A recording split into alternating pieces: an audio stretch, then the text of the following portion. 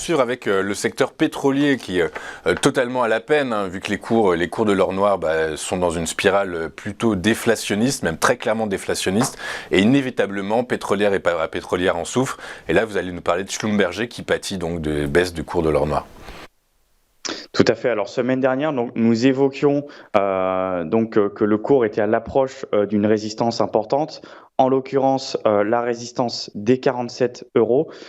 On voit que c'est un dossier qui reste encore en tendance, malgré le fait effectivement que la tendance soit particulièrement dégradée sur les cours du brut.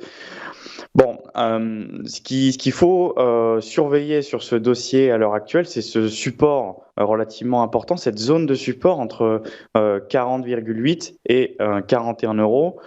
Pour l'heure, elle apparaît relativement fragile, cette zone de support. Donc effectivement, on pourrait rentrer de nouveau dans une tendance baissière, cette fois-ci de moyen terme, puisqu'effectivement, on voit qu'on a eu quand même une très très belle tendance sur le secteur pétrolier, en l'occurrence sur Schlumberger, qui nous illustre très bien ici. Depuis finalement la reprise du Covid et la reprise économique, on voit finalement que Schlumberger a totalement tiré parti de cette reprise. Donc, potentiel niveau de support désormais à surveiller, ça serait autour de 32 euros. Donc pour l'heure, voilà, c'est un dossier qui reste dégradé. Moi, de mon côté, je vais chercher des ventes sur le secteur pétrolier, pas forcément sur SLB, mais je vais en trouver d'autres, que ce soit aux États-Unis ou autres, des configurations un petit peu différentes. Mais en tout cas, voilà, j'estime qu'il y a quelque chose à faire sur ce secteur-là à la vente, en tout cas si on n'arrive pas trop tard. Voilà. Sur le point de vue fondamental, on a une récession en vue qui affecte effectivement les cours du brut. On l'a vu, on a vu l'OPEP effectivement qui avait baissé sa production et on a vu que ça avait fait un gap sur les cours du brut.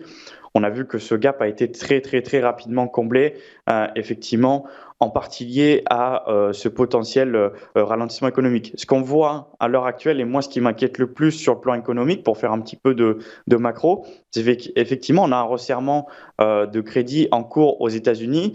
Lorsqu'on a une économie qui est en très très grande partie dépendante du crédit, effectivement ça peut poser un problème majeur pour l'économie mondiale.